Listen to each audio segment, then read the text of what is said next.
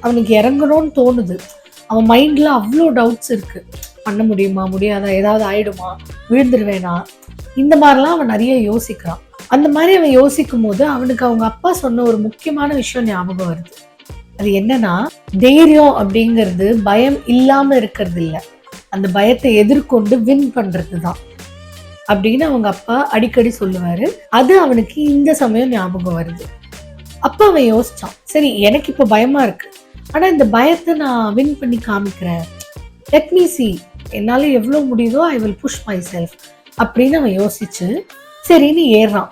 வலிச்சாலும் பரவாயில்ல, இப்படி பயந்தாலும் பரவாயில்ல, ஆனா I will still do it அப்படின்னு அவன் ஏறான்.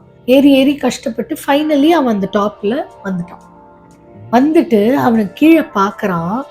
அவனுக்கு அவ்வளோ அழகான ஒரு வியூ, அவனோட ஃபுல் கிராமத்தோட ஒரு வியூ அவனுக்கு கிடைக்குது.